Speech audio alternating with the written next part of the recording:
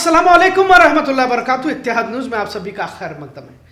Cricket के नाम पर जुआ एक खामोश तबाही।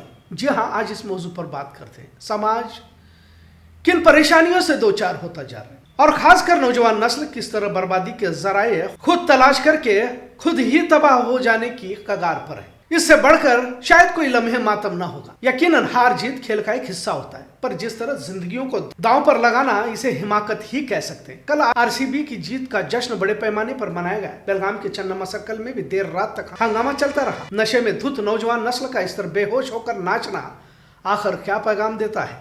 बेंगलोर के चिन्नास्वामी स्टेडियम में जीत का बड़ा जश्न भी रखा गया था, पर भीड़ में दबकर कुचलकर 11 लोगों की मौत बताई जा रही है। आंकड़ा और भी बढ़ सकता है, ऐसा बताया जा रहा है। और 50 से ज्यादा अफराद शदीद जख्मी हुए हैं और भी जख्मियों की तादाद भी बढ़ सकती है। खैर, बेलगाम शहर में भी आतिशबाजी के साथ बड़ी तादाद में लोग अलग अलग चौराहों पर जमा हुए।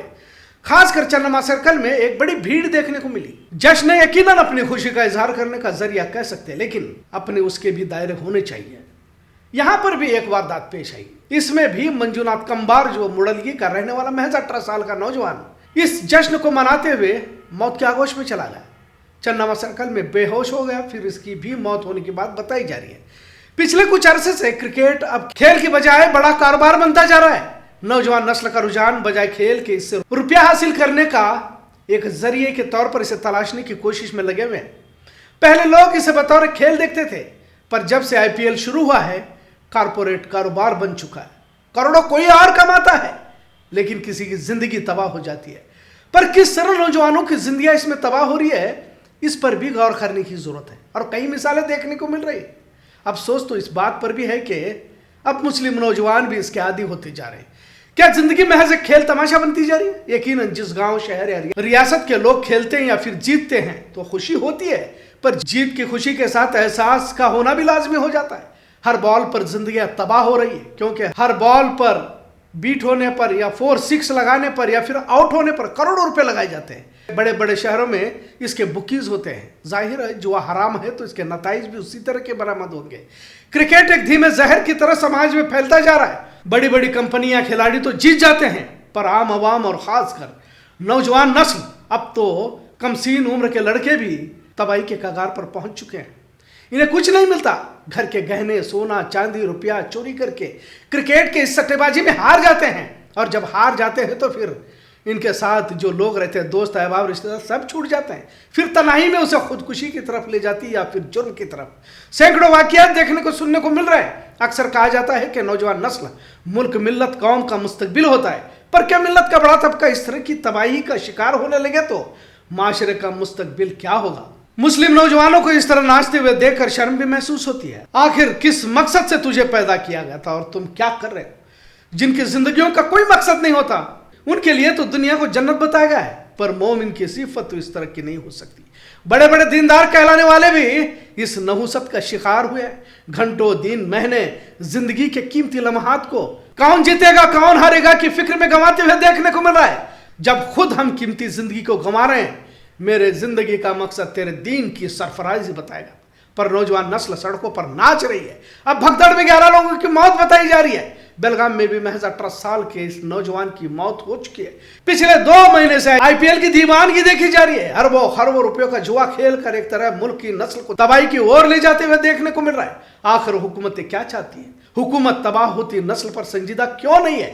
आज कई फर्जी ऐप्स और वेबसाइट क्रिकेट सट्टे के नाम पर खुलेआम काम कर रही है। कमसीन उम्र के नौजवान भी बड़ी तादाद में फंस चुके हैं। टीनेजर्स और युवा आसानी से इसमें फंसते जा रहे हैं, क्योंकि ओटीपी, यूपीआई से खेलना बहुत आसान हो चुका है।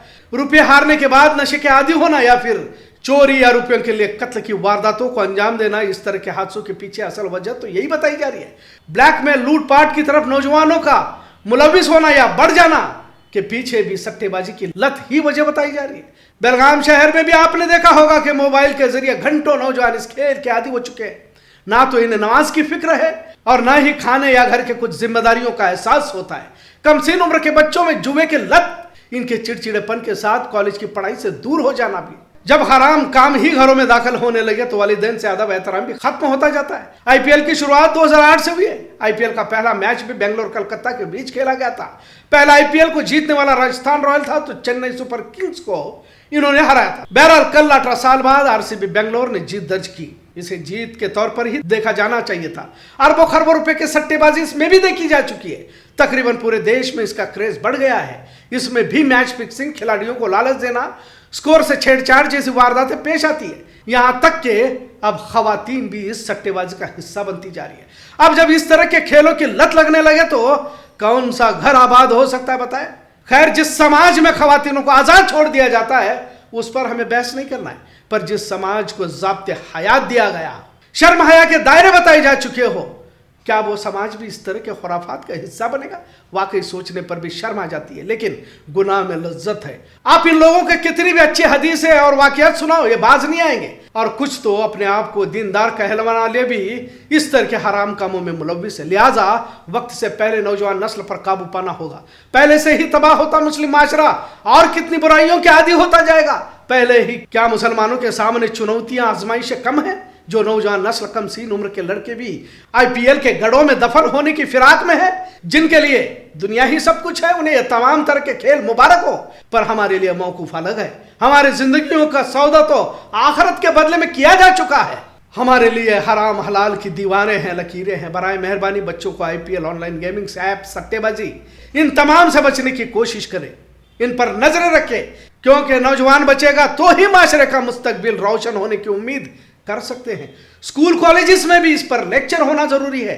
मोहल्ले के मस्जिदों से जुमा के बयानात में इस पर तबसरा जरूरी है, वरना तो इस दौर के इन फितनों में धीरे धीरे पूरा समाज तबाह हो जाएगा। इस तबाही के मंजर को हम अपनी आंखों से देखते रहेंगे और हम कुछ नहीं कर पाएंगे, इतना जरूर। आज का मौजू कैसा लगा इस पर जरूर कमेंट करें। इत्तेहाद देखने के लिए शुक्रिया। अल्लाह हाफिज।